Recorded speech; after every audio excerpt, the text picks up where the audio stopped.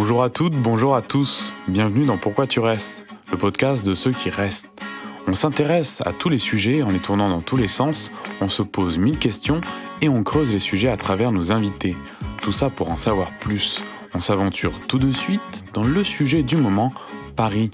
On va à la rencontre de régionaux et étrangers qui vivent dans la capitale depuis un certain temps. Ils nous livrent leurs histoires, le chemin qu'ils ont parcouru jusqu'à venir se poser à Paris, leur quotidien et même peut-être leur avenir. Et bien évidemment, on leur posera la question pourquoi ils restent.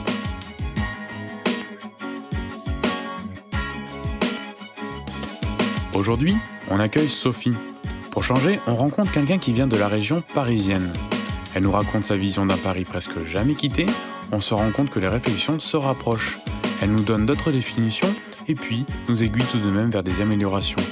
Ouvrons cette parenthèse différente, je vous laisse la découvrir, une discussion qui vous propose un autre ton. J'espère que cela vous ira, je vous souhaite un bon moment.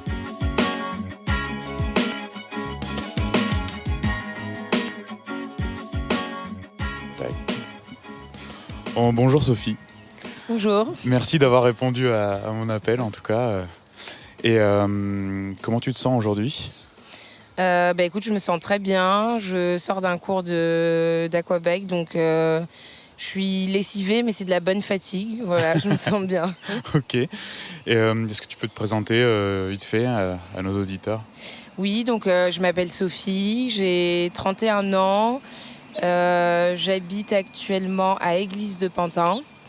Et j'ai toujours grandi en région parisienne, dans Paris. J'ai aussi habité dans le 77. Et voilà, je suis un bébé de Paris, quoi. Ouais. Tu peux nous décrire un peu où est-ce qu'on est là ?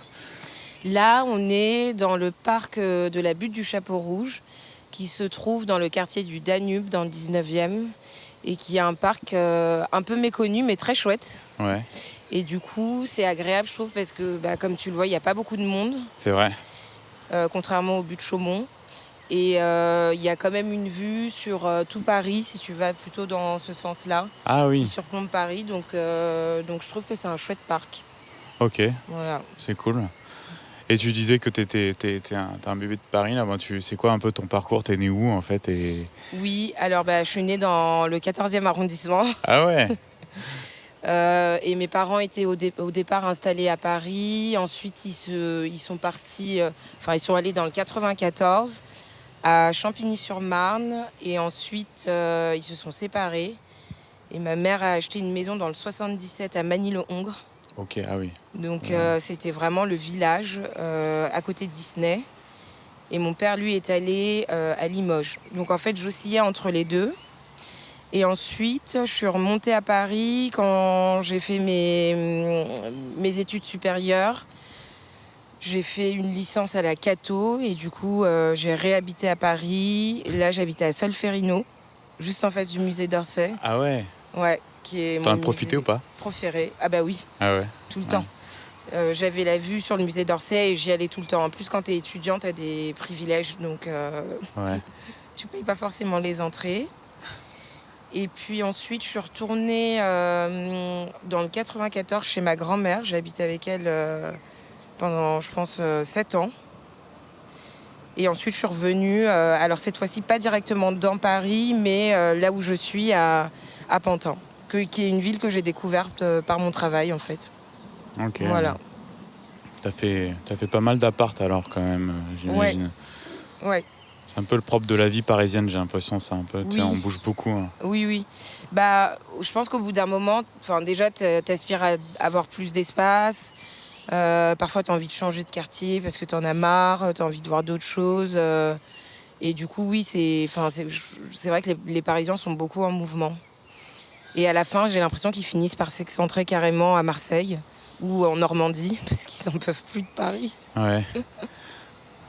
Donc, j'y réfléchis aussi d'ailleurs, moi. Mais je sais pas où. Je pense si j'ai une opportunité professionnelle. Mais c'est vrai que j'ai envie de voir autre chose. Ouais. Voilà. Aujourd'hui, tu fais quoi ? Tu mènes ? Je l'ai pas dit. Je travaille dans la formation. Dans la formation en entreprise. Ok. Voilà. Et ça fait 4 ans. Et là, je cherche je cherche à faire autre chose. Ouais. Voilà. Ton boulot, là, il est au même endroit où tu habites Oui, c'est aussi à Pantin. C'est vraiment à côté de chez moi. Je suis vraiment à domicile. Donc du coup, c'est vraiment pratique parce que j'ai toute une vie le matin. Ouais. Enfin, entre le moment où je me réveille et où j'arrive au travail, je fais plein de trucs, quoi.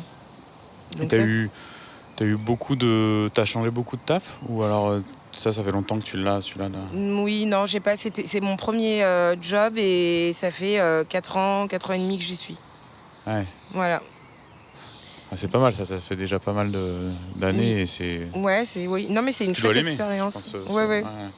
Oui, je me suis bien amusée. Je me suis bien amusée, mais là, du coup, j'ai envie de changer parce que après, je me vois pas non plus faire 20 ans dans la même boîte, quoi.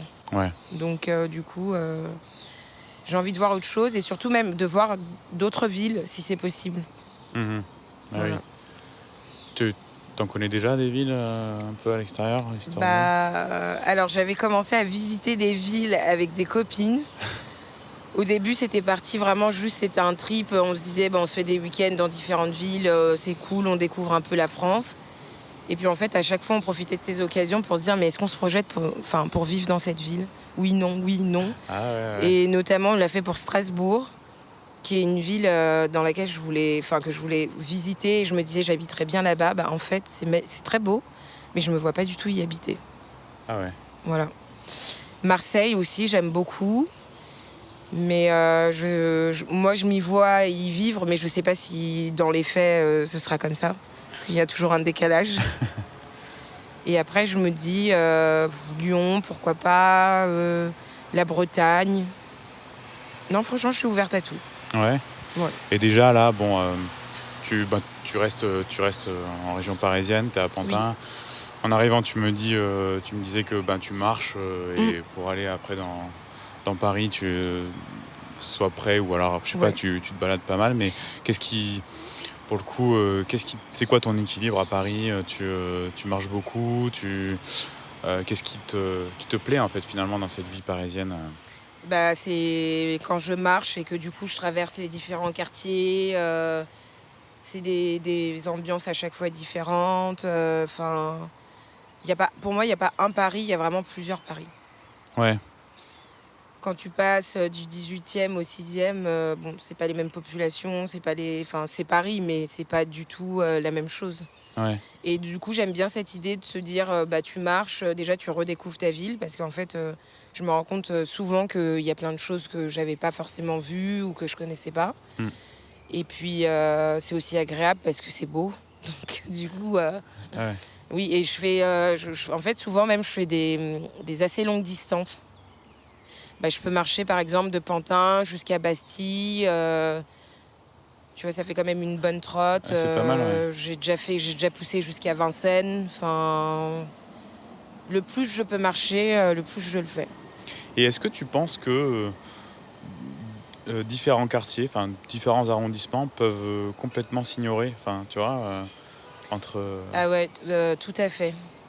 Alors en fait, je dirais que les personnes qui sont dans leurs arrondissements, c'est un peu leur petite ville. Et je n'ai pas envie de faire de généralité non plus, mais par exemple, si tu vas au Batignolles, les personnes qui habitent au Batignolles, je pense que si elles changent de quartier ou si elles sortent, elles se promènent, elles vont dans des quartiers qui ressemblent au Batignolles. Elles vont pas à la découverte de nouveaux quartiers. Après, c'est mon interprétation. Ouais, on sait jamais, mais j'ai pas l'impression que les gens là-bas se mélangent beaucoup. C'est très uniformisé. Et du coup, je me dis, je pense, en fait, les gens vivent entre eux. Ils vivent côte à côte, mais ils vivent, ils vivent pas ensemble. Ouais. Et tu dirais que toi, ton quartier, ta ville, la Pantin, où tu as une bonne vie de quartier, tu as des voisins, tu les connais, il y a une activité sociale, quoi. Ah oui, dans mon immeuble, on se connaît tous avec nos voisins, enfin mes voisins. On a un groupe WhatsApp, régulièrement ils proposent pas des barbecues, mais des raclettes, des trucs. Il y a un peintre qui expose, du coup il invite tout l'immeuble. C'est assez chaleureux et convivial et c'est hyper agréable parce que j'ai jamais expérimenté ça en fait. Ah oui.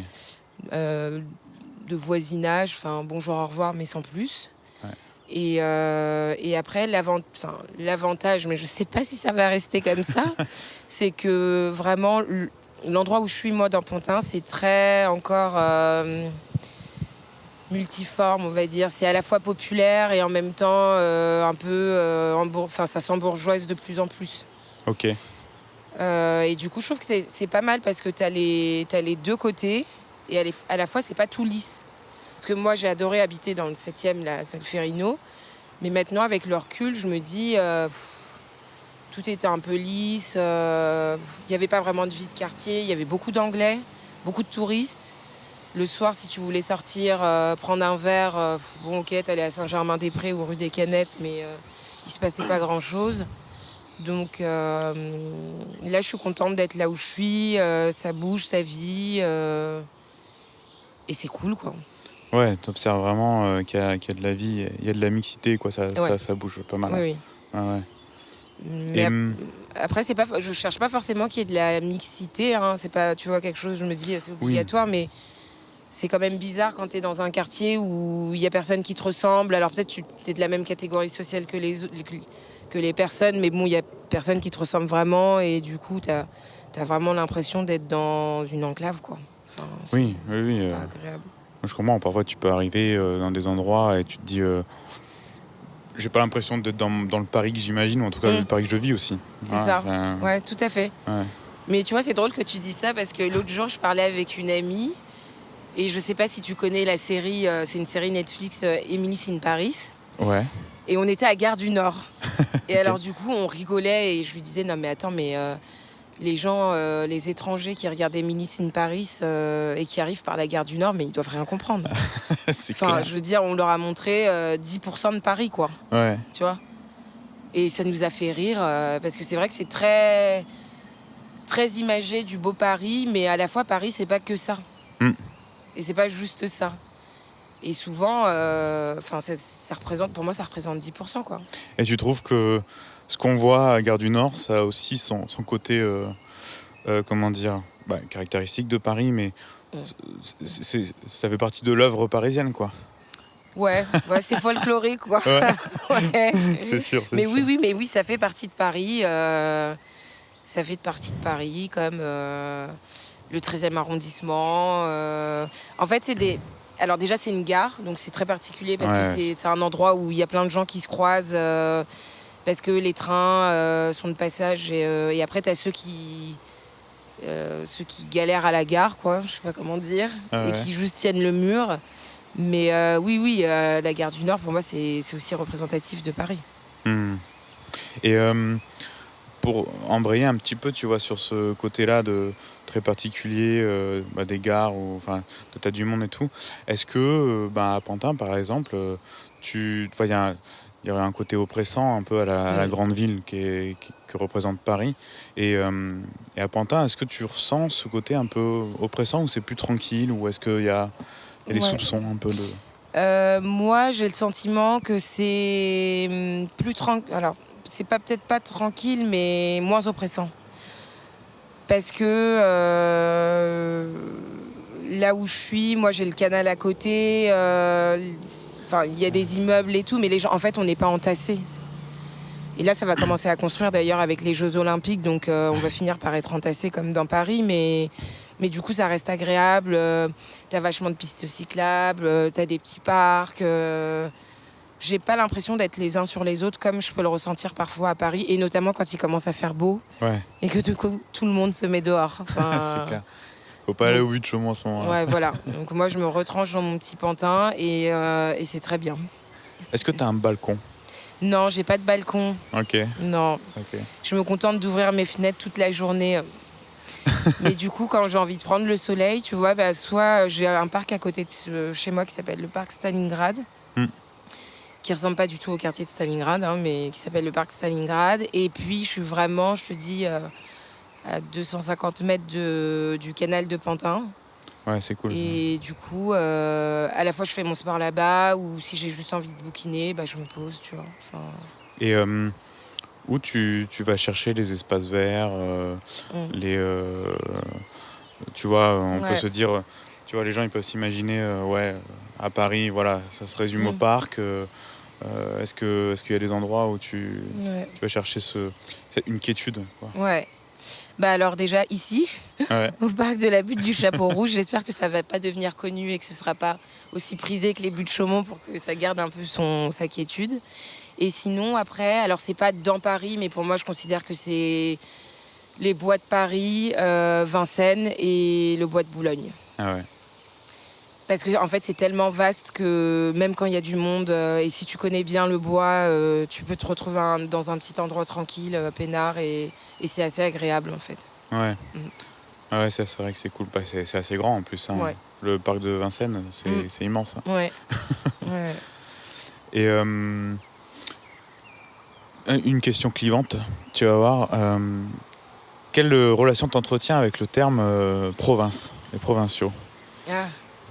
On sait que ça peut être un peu pris, tu vois, parfois péjorativement par ceux qui n'utilisent pas ou qui se sentent dans cette province-là, j'en sais rien. Ah vois, oui, oui, oui. Bah alors moi, je me suis faite traiter de snob parce que j'utilise ce terme justement. Mais je l'utilise parce que, comme je te l'ai dit au début, tu sais, mon père à un moment il a habité à Limoges. Pour moi, Limoges c'est une petite ville de province. Et donc du coup, je l'utilise pas du tout de manière péjorative et au contraire.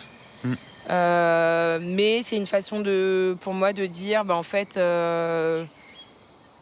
t'as vécu dans une petite ville. Voilà. Qui est pas une grande métropole comme Paris. Enfin, ouais. Voilà. Mais c'est pas du tout. En plus, quand je l'utilise, c'est vraiment pas pour snobber les gens. Ou alors vraiment, je fais de l'ironie, quoi. Ouais. Mais non, mais pour moi, il y a vraiment Paris et les provinces, pas ces provinces, mais les provinces. Et puis après, t'as les campagnes, les petites bourgades, quoi. Ouais. C'est un usage de langage, quoi, en fait. Oui. Hein. Voilà. Hein. Tout à fait. C'est que ça, quoi. Ouais. Non, mais moi, je suis très à l'aise avec ce terme.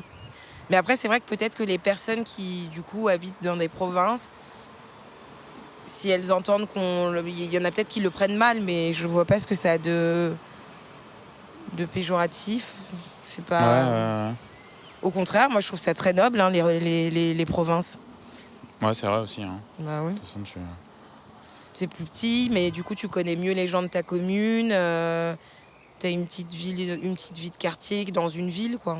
Là, je pense vraiment à Limoges quand je te parle de tout ça. Ouais, parce que j'ai vraiment Limoges en tête, quoi. T'as l'image, quoi. Ouais. Et à quel...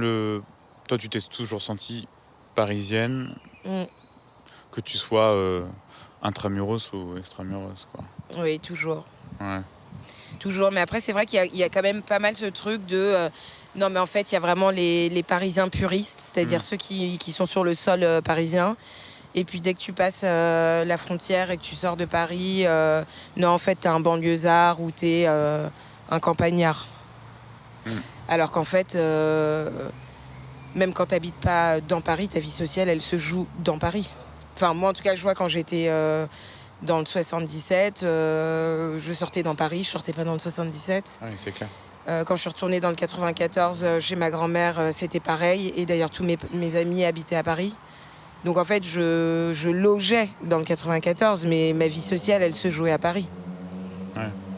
Donc oui, en fait, pour moi, être parisien, c'est pas forcément que habiter dans Paris, c'est aussi comment tu consommes et tu vis Paris. Ouais, c'est pas juste habiter Paris. Et est-ce que tu as des amis parisiens, vraiment, tu vois, genre, eux, ils sont nés dans Paris? Ah bah oui, j'ai des sangs purs parisiens, ouais. Ouais, dans mes amis. J'en ai une bonne dizaine, d'ailleurs. D'ailleurs, hier, j'étais avec l'une d'entre elles. Et on parlait justement... Alors, c'était pas la même avec qui on parlait de la gare du Nord, mais on parlait de la rue du Château d'Eau. Ok. Et en fait, elle habite vraiment à République, boulevard Magenta, mais vraiment les premiers immeubles de la place de la République. Et elle me disait, mais c'est incroyable. Moi, depuis que je suis petite, je vois la transformation de la rue du Château d'Eau. C'est tellement bourgeoisé, gentrifié et tout.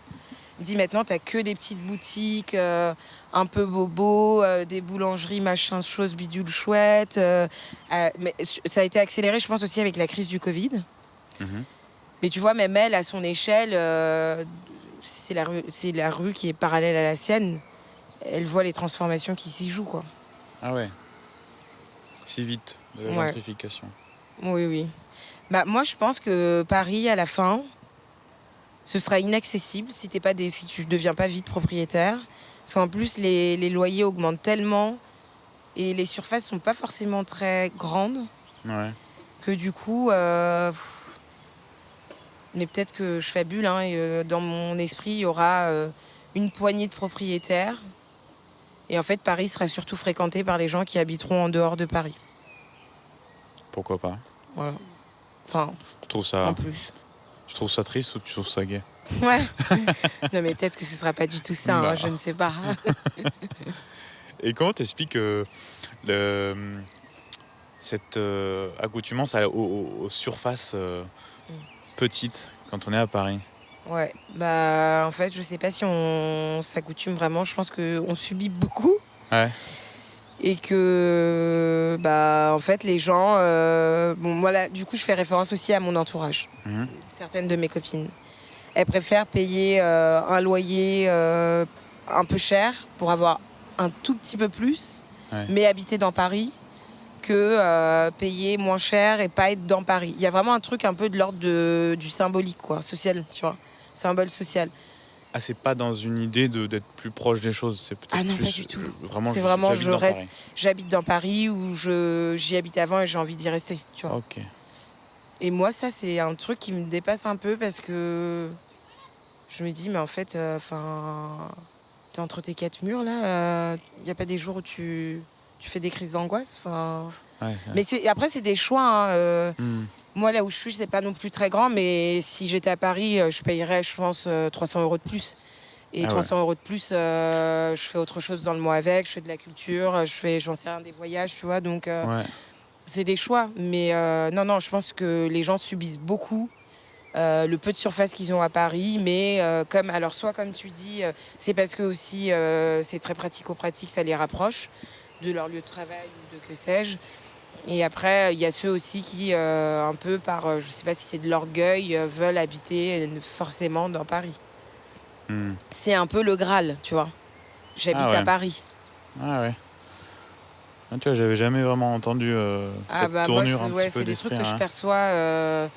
Et ça l'est d'autant plus quand justement tu n'as pas grandi dans Paris. Ouais.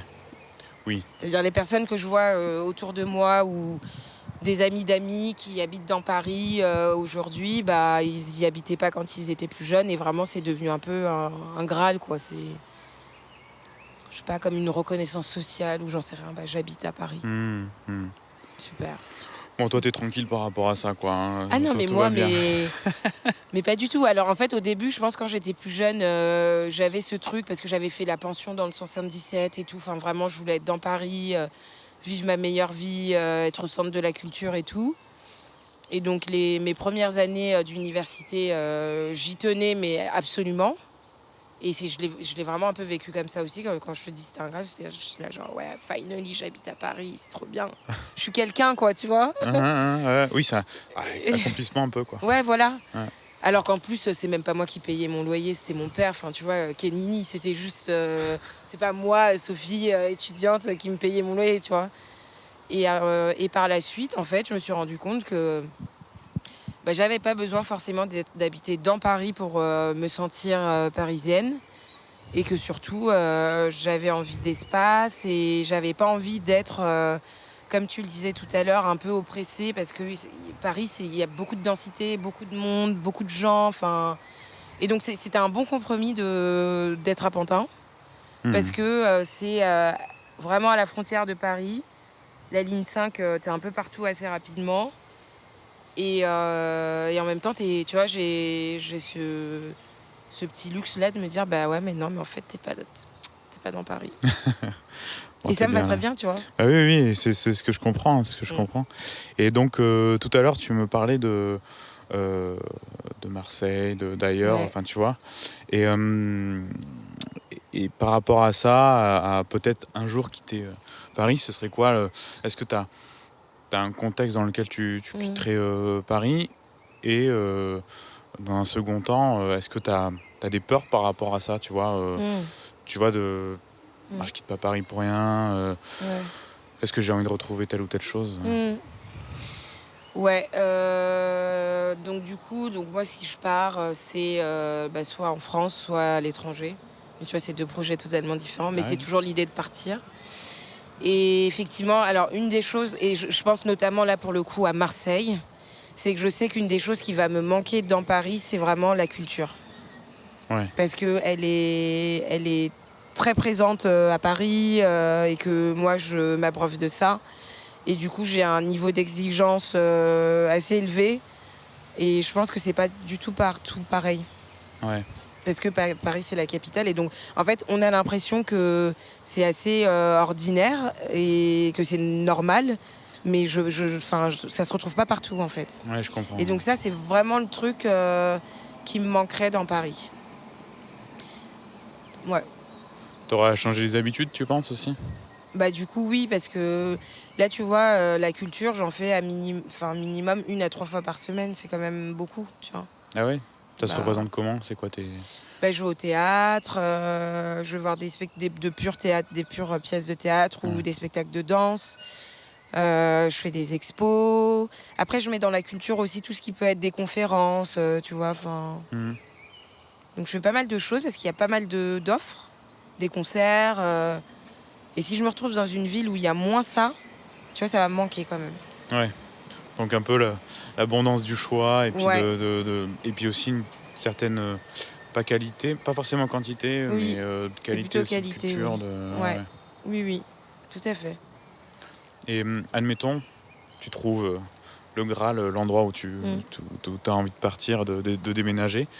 Euh, la personne qui prendrait ta place à Paris, tu lui conseillerais quoi quand elle arrive?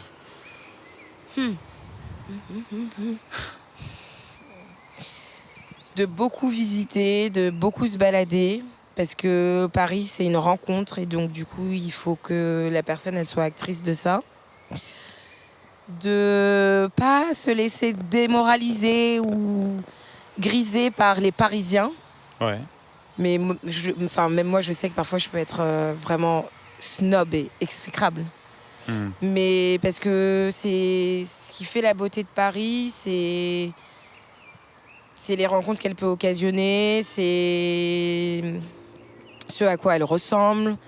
Et du coup, oui, je conseillerais surtout à cette personne de beaucoup se balader. Ouais, beaucoup se balader. Ok. Voilà. Et après aussi, pour rencontrer des gens, de se mettre dans des assos ou des trucs de chant, de danse, enfin peu importe. Des endroits où tu peux rencontrer des gens qui habitent déjà à Paris, quoi. De bouger, aller vers l'activité, vers Ouais, trouver de quoi rencontrer les gens, quoi, aussi. c'est ça. Parce que... Et mais vraiment pas hésiter à soi-même, même seul. Ça fait partie de son temps à soi, hein. Se balader, pas avoir peur d'aller dans un quartier, de se faire un peu, sortir un peu de sa zone de confort et d'aller chercher, quoi. Ouais. Ça, c'est important. T'as un peu répondu à une question, là, parce qu'on arrive un peu à la fin. Mais tu sais, je t'avais envoyé des petites questions, là, Oui. sur comment tu définirais Paris. Ouais. Tu m'as dit un petit peu, là, avec une ville où, enfin, un marché, etc. Oui. T'as quelque chose à ajouter, peut-être? Oui, pour moi, Paris, c'est... Alors, je l'ai dit, je crois, un peu plus tôt, c'est pas un Paris, c'est plusieurs Paris. Ouais. C'est quand même le cœur battant de la culture. Et c'est les avantages et les inconvénients, quoi. C'est les deux. Ouais. Voilà. Ouais, je suis comprends. restée un peu générale, mais... Non, mais je comprends, parce que moi-même, là, je te pose toutes ces questions parce que j'ai toujours question de partir, mais j'y reviens toujours, et c'est toujours les avantages et inconvénients, avec lesquels il faut faire, quoi. C'est ça. Et t'as un lieu idéal que tu pourrais... Enfin, non, un lieu que tu considérais comme l'idéal un peu parisien? Oui. Je dirais le quartier latin. Ah ouais. Le quartier latin, pour moi, c'est vraiment la représentation, l'idéal de Paris. Tu retrouves quoi là-bas, tu penses? Des petits jardins, les universités, la Sorbonne, le Collège de France, les libraires, les touristes, la Fontaine, tout ça, quoi. Les étudiants, en fait, il y a quand même beaucoup d'étudiants. C'est peut-être d'ailleurs en nostalgie de mes années étudiantes, mais c'est vraiment un quartier que j'aime beaucoup. Et pour moi, c'est l'idéal. Le 6e et le 7e, bon, c'est un peu plat, je trouve. Alors que Quartier Latin, quand même, tu vois, sa vie, c'est un peu animé quand même. C'est vrai que ça bouge pas mal. Ouais. Encore. Donc je choisirais ce quartier, ouais. Ok, cool. Et où vas-tu chercher la quiétude et le silence à Paris ? Ici, là ? Alors, dans des bibliothèques, dans ce parc. Et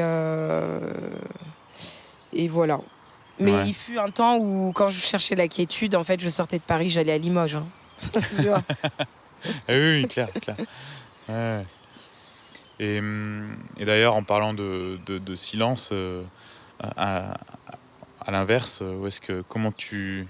quel bruit tu pourrais faire ressortir pour définir un peu Paris, tu vois, quel bruit, quel son tu penses qu'on... Ouais, alors pour moi, Paris, c'est un brouhaha. C'est vraiment ça. Un brouhaha de bruit, de voitures, de motos, de gens qui parlent, qui rient, qui crient. Là, on entend les oiseaux, mais c'est très rare. C'est le matin ou le soir, tu vois. Ouais. Moi, c'est vraiment Paris. Pour moi, c'est le brouhaha. Ouais. Mais avec plein de sons mélangés, plein d'émotions. Ce serait comme le brouhaha dans une fête. Voilà. Ouais. Tu vois. Ouais, intéressant. Ouais. Et je sais pas si je t'avais mis cette question-là, mais si Paris était un film ou une œuvre, tu l'avais celle-là ? Ouais. Et alors du coup, j'ai réfléchi. Ouais. Et au début, je me suis dit, si je le résumais, je dirais que c'est le film de Cédric Kaplich, Paris. Ah ouais. Et après, j'ai repensé à Romer, Les Rendez-vous de Paris, et j'arrivais pas à choisir. Mais c'est différent, les deux sont totalement différents. Ouais, c'est clair. Ouais. Mais bon, allez, je partirais quand même sur mon premier choix. Cédric Kaplich, Paris. Que tu conseilles d'ailleurs. Ouais, il est très bien. Ouais. C'est plein de petits courts-métrages. Oui, exactement. Ouais. Et puis plein d'histoires de vie dans Paris. Il est vraiment bien, ouais. Ouais. Et on va finir sur la dernière question. Sur les si tu avais une adresse ou plusieurs adresses, 3 adresses peut-être de café, de resto que tu aimes, où tu aimes aller te retrouver, danser, boire un petit godet. Ouais, alors le premier, c'est un restaurant un peu chic, huppé, mais j'adore. C'est chez Julien. C'est entre Pont-Marie et l'île Saint-Louis. Ok. C'est vraiment très beau et très bon. Le deuxième, c'est la Marine, sur le canal... Attends, parce que maintenant, je confonds tous les canaux avec le canal. Ah oui, le canal Saint-Martin. Exactement. Je vois. Ça, c'est vraiment mon resto. Et en bar... alors, je change tellement tout le temps de bar. Celui du moment, là, un peu. Celui du moment... Allez, je vais dire Les Innocents, à Marcadet-Poissonnier, dans le 18e. Ouais, c'est pas mal. C'est quoi le style ? Il y a une terrasse, il y a une terrasse, il passe de la musique sympa. La population, c'est plutôt trentenaire. Et puis, c'est mix, quoi, on va dire. Ok, ouais. Bon. Mais les serveurs sont très sympas. Et il y a vraiment une bonne ambiance. Ouais. Bon, et après, sinon, excuse-moi, je suis désolée, du coup, je t'en donne 4, mais parce qu'il vient de me revenir. Et j'adore aussi ce bar, le Lily of Charonne, c'est rue de Charonne, entre Charonne et Bastille. Et j'adore aussi les serveurs, et franchement, il est trop bien ce bar aussi. Ah oui, c'est bonne ambiance, Charonne. Aussi, ouais. Ah ouais. Je puis soit pour l'endroit. Ouais. Merci Sophie. Je t'en prie. C'était cool cette discussion. Yes. Et puis j'espère que tu as passé un bon moment et que tu vivras encore un bon pari. Oui, avec plaisir. Salut. Salut. J'espère que vous avez apprécié cette nouvelle rencontre. Merci d'être arrivé jusque-là et bien sûr pour votre écoute. N'hésitez pas à mettre un petit like, cœur ou pouce vers le haut pour signaler votre contentement. Et pourquoi pas suivre le podcast pour être prévenu des nouveaux épisodes. Vos manifestations de soutien font toujours plaisir. Le mixage et les arrangements ont été réalisés par mon ami Lacaze. Moi, c'est Sébastien. Il ne me reste plus qu'à vous souhaiter une belle journée ou une belle nuit. Je vous dis à bientôt pour une nouvelle rencontre, une nouvelle histoire. C'était Pourquoi tu restes ?